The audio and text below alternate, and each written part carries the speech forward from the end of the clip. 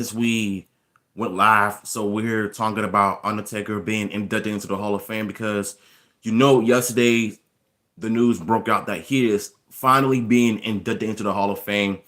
And my honest opinion, I feel like it should have been done a long time ago because when he retired last year, it was like a missed opportunity for them to put him in the Hall of Fame. But the fact that it actually happened right now, it's really a good thing and a great thing at the same time. So I just want to say thank you to the. I can't even talk right now. I just want to say thank you to the Undertaker for giving us great memories and great moments throughout his wrestling career. Mark Holloway behind the character is what really pulled off the Undertaker very well. I cannot recall a few of my favorite moments from the dead man. There's so many great memories of him, and apparently I don't know which ones are my favorite. But if I had to choose, I would have to pick one with him and Mankind because 1996 through 1999 was actually one of my favorite years of the dead man, and because Undertaker he has some interesting rivalries. First with Diesel and then Mankind. I mean, come on. You cannot tell me 1996 version of Undertaker is everyone's favorite version because this guy created so many wrestling moments throughout his career. And like I said, I cannot recall some of his favorite moments though, but for me, I would have to pick his first match with Mankind, even though he lost, but it definitely showed a different side of The Undertaker, of him being aggressive, throwing blows to the face for the first time, because usually he always gives people uppercuts like this, knowing that it could actually damage the throat, but just seeing him doing like this to the chin instead of like this, because that can cause a person to choke and that could cause a person to have like a stroke or whatever though if you give people uppercuts like that. But Undertaker for the most part in 1996 is my favorite version of him because his rivalry with Mankind, like I said, is just so legendary. Especially the Boiler Room Brawl match in SummerSlam 1996. That match alone created the legendary status of The Undertaker. But the moment with Paul Bearer betrayed the dead man is what really, really made that moment alone so legendary in my honest opinion. But it was Raw after SummerSlam when Jim Ross interviewed Paul Bearer and Mankind that Paul Bearer was just telling everybody that Mankind has the power of whatever, of the urn. But the way that the lights were flickering, it means that Undertaker was still alive and well. But the moment he set up after the Druids came out and carried them like he was at SummerSlam one night ago. And my favorite part is when he got on one knee, lift his arm up, did his one of his famous trademark pose, eyes roll back of his head, and let alone one of my favorite moments from The Undertaker. And yes, that part was also a part of his intro. So, in your house, Survivor Series. No, you know what? I think it was in your house. Yeah, it should be. Yeah, in your house. It was an in your house pay per view when the first Buried Alive match was so good. Undertaker was at his peak at the time. It was at its aggressive mode, just beating the brakes out of each other, him and Mankind. But once Undertaker wins the match, the Executioner just hits Undertaker with the shovel in the back. So another iconic moment is when Undertaker held his hand up from the dirt, just giving us a glimpse of him returning in the most fashionable way.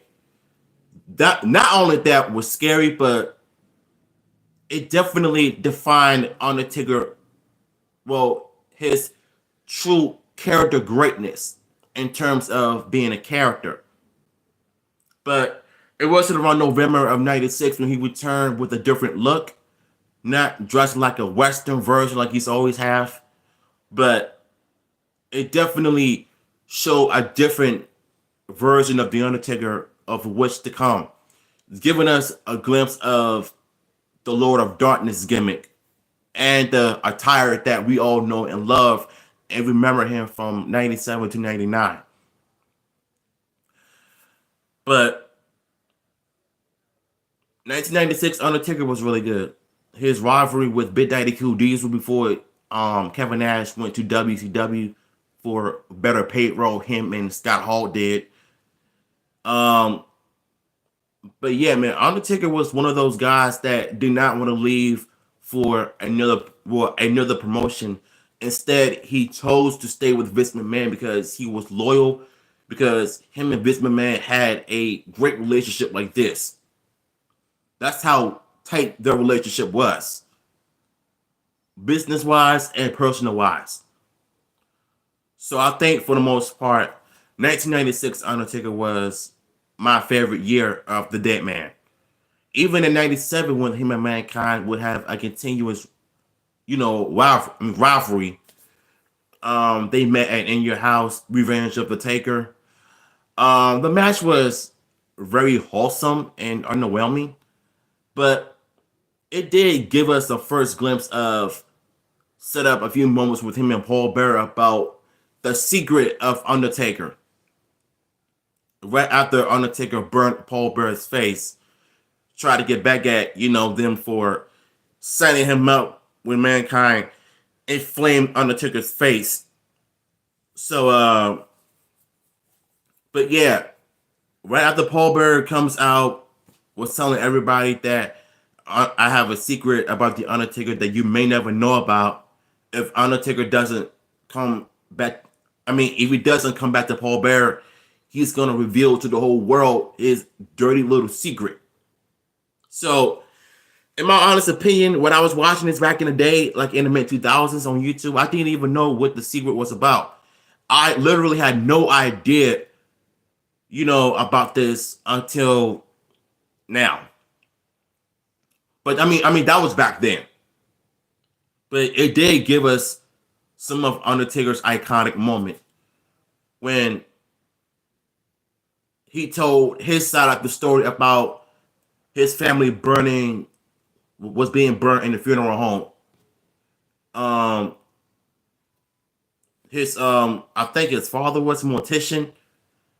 Um, it's something like that people do in a funeral home, or whatever it is that they do, how they prepare the body for the grieving families or whatever though. But Paul Bearer was just telling everybody this dark secret of Undertaker murdering his parents, including his younger brother.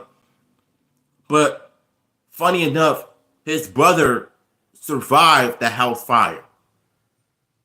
So when Undertaker admitted what happened, and he was gonna strike down Paul Bearer with the spirit of the dead, he comes out, beat the brakes out of Vader, and then he just slapped the pisses out of Paul Bearer.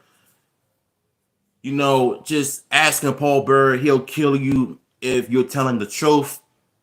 But the list goes on and on about the dead man. Like, there's so many iconic moments that I cannot recall are one of everyone's favorites. Mine was '96 and '97 because it definitely showcased for what's to come in 30 years, probably 20 years to come. I don't know. But yeah, Undertaker, he's one of my favorite wrestlers of all time. Like I said, I cannot recall which ones are my personal favorites, but let's just say that he's definitely one of my GOATs, my top 5 wrestlers of all time. You know what? Actually, scratch that. I would make him my number 1. I would put Stone Cold at number 2. Um, The Rock at number 3. Triple H at number 4. Um, and Shawn Michaels at number 5. That's just my honest opinion, though.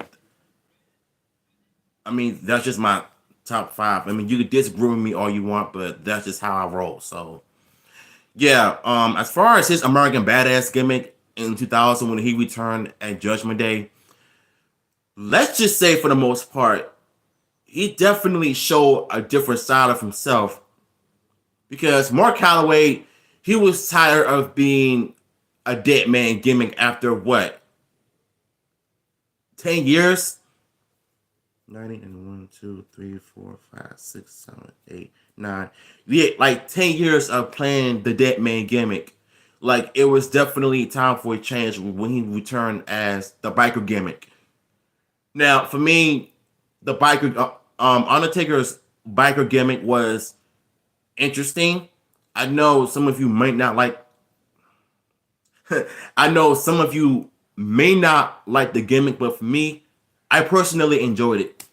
You know, he definitely showed everybody his true self. I mean, Mark Calloway is from Houston, Texas. So when they finally allow him to be himself for the first time, it was just an icing on the cake. He was talking like the crowd. He was talking more. He was cursing up a storm more. And I personally loved the gimmick. But in 2001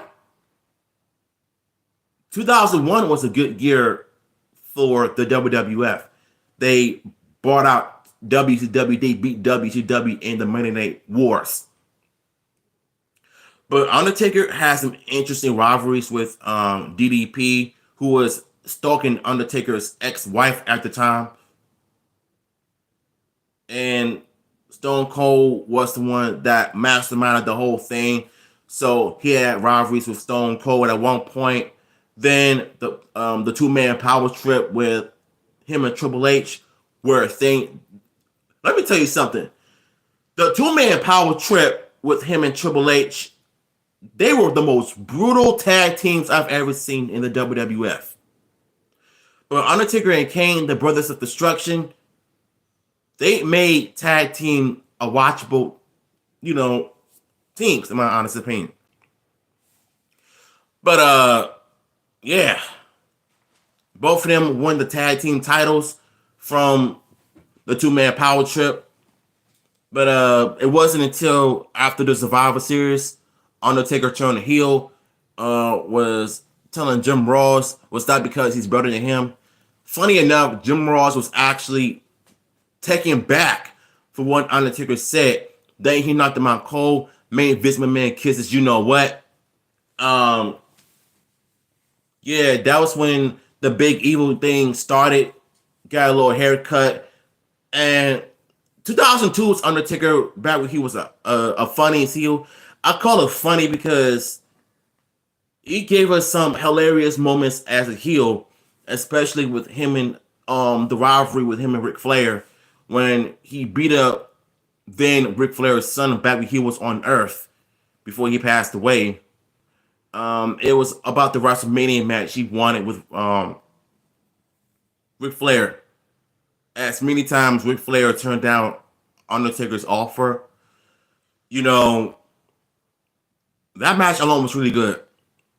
But it wasn't until the latter match he had with Jeff Hardy is what made Undertaker one of the biggest names in the wrestling business.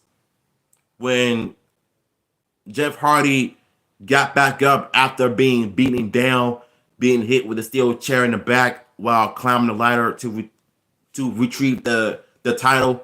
And Jim Ross, on the other hand, just made everything so legendary. But the moment Undertaker turned face is when he raised Jeff Hardy's arm, and the crowd just lost it. That pretty much earned Undertaker's respect even more. And so when he got drafted to SmackDown, everything changed. With the rivalry with Brock Lesnar, one of my favorite rivalries. But the thing I did not like about it was this mystery woman that Undertaker cheated on his wife on. I know it was scripted, but I just did not like the storyline. But Yeah, I did not like the actress who played Undertaker's supposedly mistress girlfriend at the time. So their match at Hell in a Cell No Mercy was so good. I love that match a lot. Even though Undertaker wrestled with a broken hand or a broken wrist, like it really goes to show you that what doesn't kill you make you, what doesn't kill you makes you stronger, right? I mean, I can tell you so many great memories of the Undertaker, but it wasn't until 2004 when he returned as the Dead Man once again at WrestleMania 20. That was literally one of the best moments in his career. The only problem was the crowd wasn't really into it. It was just dead as traps. I mean, they did have it at the Madison Square Garden, but I would have expected WrestleMania 20 to be a great pay per view, but it wasn't, in my honest opinion, because the crowd was just so dead. Even when Undertaker came back at WrestleMania, you could tell nobody wasn't really interested in it though. But they were in some moments, but nobody really wasn't really into it. But yeah. Um my favorite matches of Undertaker in the mid 2000s was the match with Edge. The rivalry with Edge in 2008 was legendary. Even his match at SummerSlam with Edge was better than the ones at Extreme Rules. So even with the Big Show, it was fine for what it was. But the WrestleMania match with Shawn Michaels at WrestleMania 25 was so daggone legendary. Like it's still being considered everyone's favorite WrestleMania match of all time. And I can see why. They're both Attitude Era legends. And they wrestled again in 26. But I think this is when the downfall of Undertaker's career when it came to injuries, starting with Triple H at WrestleMania 27 in 2011, when Triple H hit Undertaker multiple times in the back, causing him injuries, and he had to be carried on a stretcher instead of using his own power to walk on his own. The Undertaker was hurt due to Triple H repeatedly hitting him in the back with a steel chair. But the match after that was legendary. I said legendary so many times, but it was good. The Hell in a Cell match with Triple H, Shawn Michaels, and the Undertaker. That was one of the best matches I've seen thus far. When Undertaker debuted the Mohawk, which looked up funny on him. But I do have to mention some downfall to Undertaker's career is when the injuries were starting to happen. He came back multiple times to WrestleMania, even after his first WrestleMania loss to Brock Lesnar, which is by far the worst thing that they could ever do. I mean, even Brock Lesnar himself said that he didn't want it to happen, but a lot of people don't realize that during that documentary, My Last Ride, Brock Lesnar actually went to the hospital with the Undertaker, and Mark Calloway was saying how he was asking Michelle, "Where am I? Like, what happened?" He was beginning to lose memory after that brutal match with Brock Lesnar at WrestleMania 30. But two WrestleMania matches later, he, regained confidence and he got some good matches with Bray Wyatt and Shane McMahon. But with Roman Reigns, it was a bit disappointing. I hated that match. Roman Reigns said that, he didn't want it to happen though, but you can tell that he gained respect out of Undertaker. I mean, let's just face it. Everywhere Undertaker goes, he is the most respected wrestler of all time. And he is a down-to-earth person as well.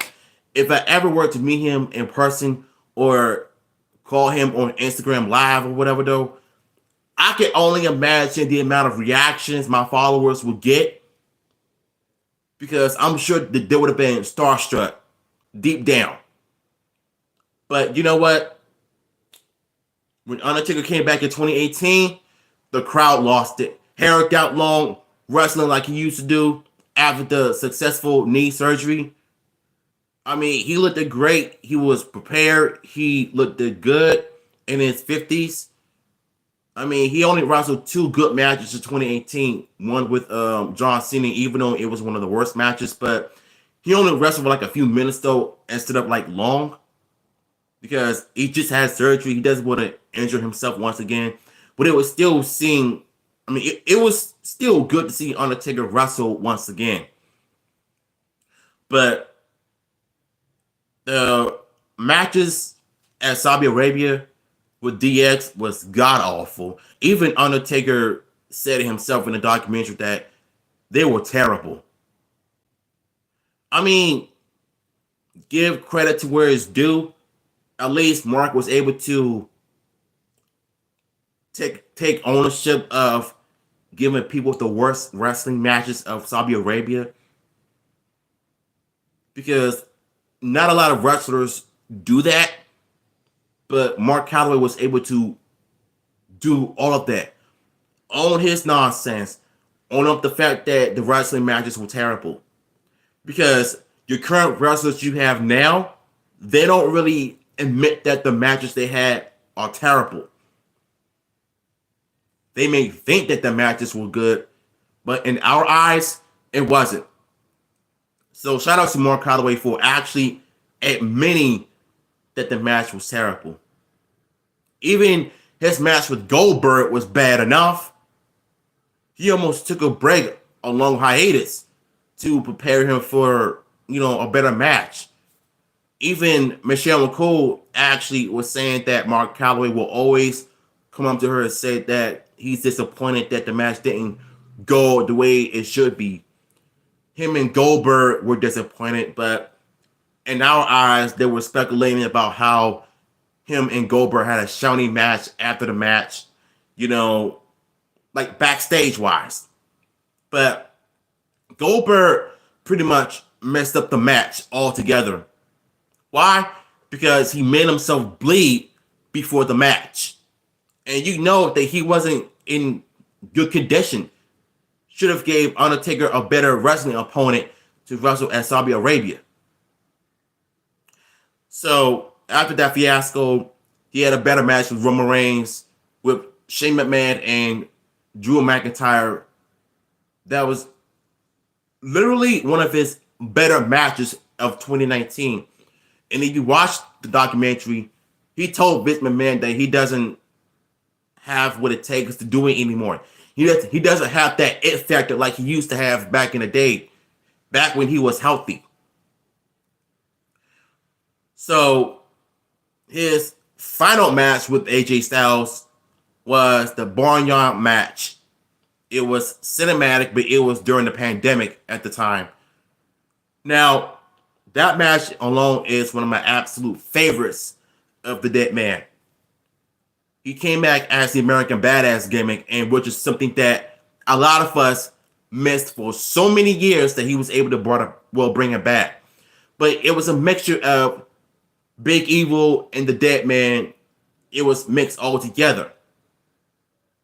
And if you watch the behind the scenes of the match, you would know that wrestling is 100% scripted, but deep down, the match alone is what made Undertaker the best wrestling stars of all time. Like, how could you not? So, I know a lot of people did not like Survivor Series last year Survivor Series 2 years ago when it was no crowd. It was at the Thunderdome when he came out to announce his retirement. But I think there are some good moments when they showed a hologram of Paul Bear, and you can see Undertaker's eyes just steady roll back of his head. Like that. And boy, I cried like a baby. And I cry like so many times every time I hear that Paul Bear's voice. And just seeing him doing his trademark pose for one last time. It was such a very well send-off, but I feel like it could have been better with the actual crowd there. But thankfully, he's been inducted into the Hall of Fame. So I think WrestleMania is going to be on Saturday. But something tells me they're going to probably stream the Hall of Fame um, on Peacock. If it was free on YouTube, I'll probably do like a reaction to his speech. But Mark Holloway, I just want to say thank you for giving us 30 plus years of your career, of your entertainment. Like I said, these are some of my favorite memories of the Undertaker's character. Um, Let me see what the comments here.